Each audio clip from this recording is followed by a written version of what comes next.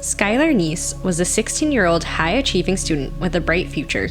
She liked to read and had a lot of friends. Like most teens, she liked to share her thoughts on social media. She also never missed a day of work at Wendy's, where she worked part-time. But on July 6, 2012, Skylar Neese sneaked out of her Star City, West Virginia bedroom window to meet up with her two best friends, Sheila Eddy and Rachel Schoaf. She never came home. Hello, and welcome to another video. Today, we'll tell you what changed the Amber Alert system, so keep watching and let's get started. Skylar Neese, Sheila Eddy, and Rachel Schoaf all went to University High School, which is just north of Morgantown, West Virginia. Neese had known Eddy since she was 8, and Eddy had met Schoaf when they were both in their first year of high school. The three girls became inseparable, and Neese was said to be an emotional rock for both Eddy and Schoaf, whose parents had split up. Neese, on the other hand, was an only child whose parents wanted the best for her. They took care of her intelligence and helped her be herself. Mary Neese and her husband, David, took in Eddy, the girl in the group who liked to have fun, as if she were one of their own. When Sheila came over, she didn't even knock, she just walked right in. On the other hand, Rachel Schoaf was not like Eddy at all. Even though she was popular and liked being in school plays, she was from a strict Catholic family and looked up to Eddy because of how wild and free she was. Through the trio's many posts on social media, it became clear that Neese, Eddy, and Schoaf were not getting along. Skylar put things on Twitter like, "It's too bad my friends have lives without me." Neese thought that Sheila and Rachel were getting to know each other better without her. It was like a scene from the movie Mean Girls, but things were about to get a lot worse. In the early morning, security camera footage from the Neese family apartment on July 6, 2012 showed Skylar entering a sedan. The next day, Neese did not show up to work, which was a first for the responsible teenager. The Neeses knew that their daughter hadn't run away because her cell phone charger, toothbrush, and other toiletries were still in her room. They reported their daughter missing. Upon being questioned, Sheila Eddy said that she and Rachel Schoaf had picked up Skylar at 11 p.m. and dropped her back off before midnight. But the security video showed something different. Neese left her apartment at 12:30 a.m. and the car drove away at 12:35. After that, Neese was never seen again.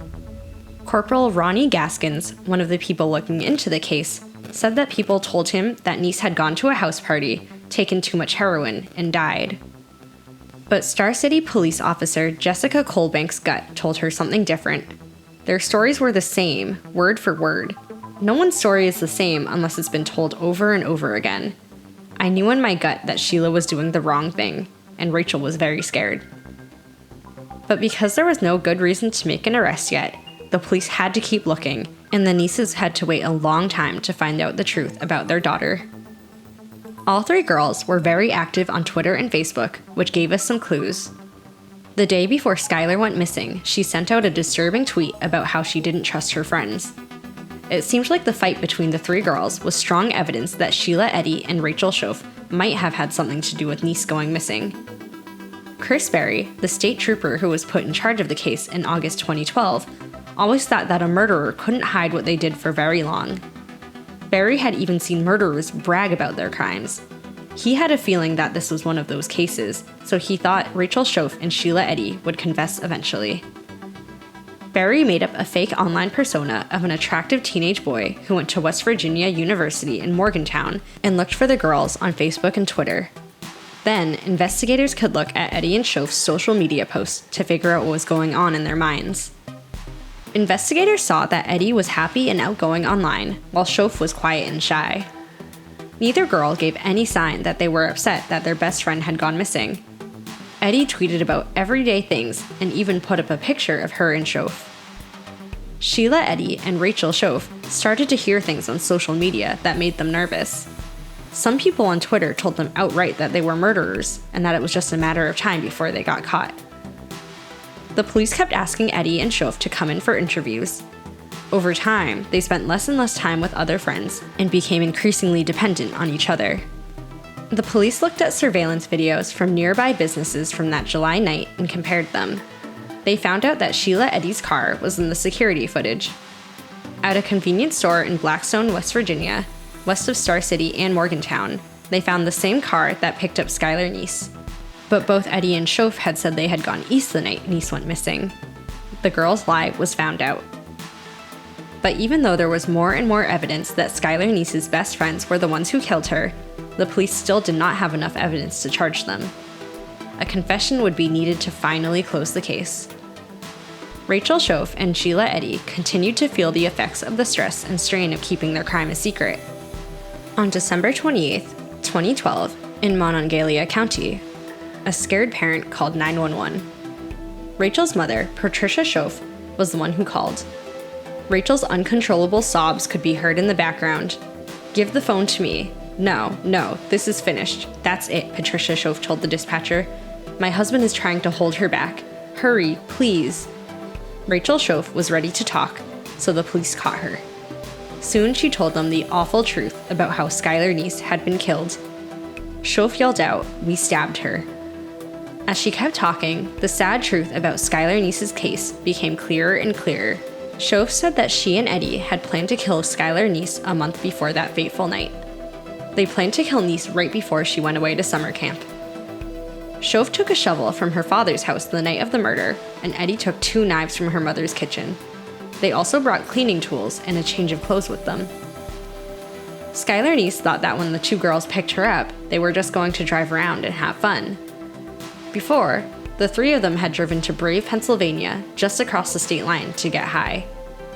Even though it was very hot outside, Shof and Eddie hid the knives by wearing hoodies to hide the fact that they were hiding them. Skylar Neese didn't care that they were wearing hoodies because she didn't know why. The 2 attackers then followed their victim into the Pennsylvania woods after Neese had wandered in to find her friends who she thought were starting to smoke. Skylar Neese asked why, with her last breaths after being stabbed dozens of times. Later, when the authorities asked Rachel Shof the same question, she told them, "We didn't like her." At the beginning of January 2013, Rachel Shof led police to the woods where she and Sheila Eddy had killed Skylar Neese. At first, they couldn't find the body, but when Shof told them where it was, they quickly charged her with murder. Investigators found Neese's DNA and blood samples on Sheila Eddy's truck. On May 1st, 2013, Eddy was arrested in the parking lot of a Cracker Barrel restaurant. She was charged with first-degree murder, and in January 2014, she pleaded guilty. She received a sentence of life in prison with a chance of getting out after 15 years. Rachel Shof got 30 years in prison because she was found guilty of second-degree murder. The Neese family also helped get Skylar's law passed. This law says that the state has to send out Amber Alerts for all missing children, even if they aren't thought to have been taken. Even though it may not have saved Skylar's life, this new system in West Virginia may save the lives of other children by letting the public know that they are missing. Do you think the Amber Alert has reduced teenage killings over the years? Let us know your view in the comments section below. If you enjoyed this video and want to see more of our juicy content, please like this video and subscribe to the channel. We'll see you at the next one.